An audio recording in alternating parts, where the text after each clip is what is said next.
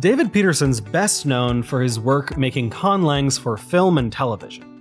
For example, he created the Forest language for the 100, The same time also take 12 crew to gonna get her. the Dark Elves language in Thor the Dark World, and a grand total of 7 languages for Game of Thrones. You could even take his course on High Valyrian. But I think the story of his first conlang is fascinating. See, during college, he created Megdevi. It was intended as a secret language for himself and his partner at the time, Megan, which is where its name comes from. Megdevi didn't quite go as planned, though, and Peterson ultimately abandoned the conlang. Megdevi's a bit intimidating with its linguistic rules that, in Peterson's own words, were added without a thought to how it would change what he'd done before or what would come. That's not to say they're bad rules, just that they didn't always work together. He just kind of made things up as he wrote, which I'm sure a few of you can relate to. I get the same sense from the phonology, which Peterson himself puts in scare quotes. There's a lot of consonants and vowels here. Some natural languages have more than this. It's got nothing on ta.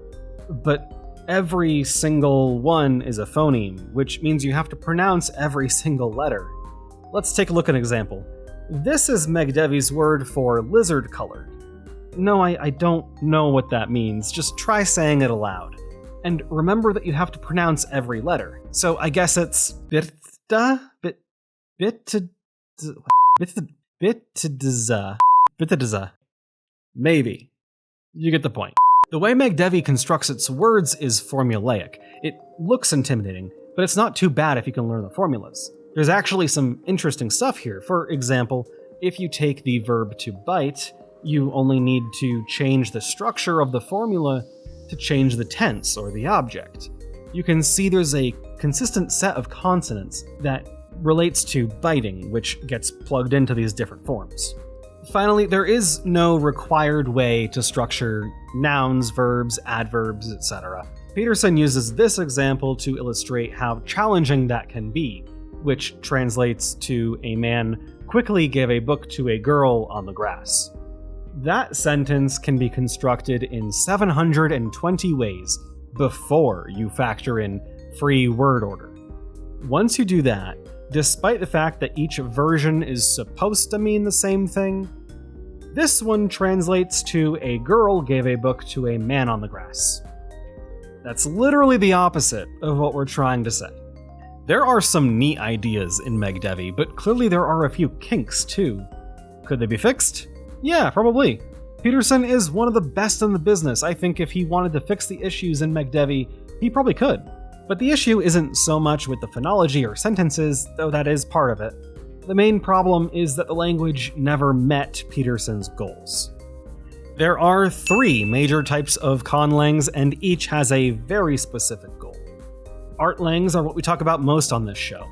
They're made to deepen our world building or to explore a fun concept like Wenedick, which asks what would Polish be like if the Romans had conquered Poland.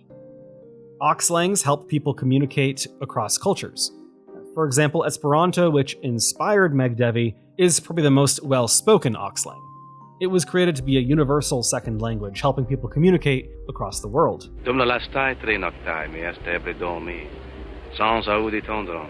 Englangs are more logical, working toward a very specific purpose.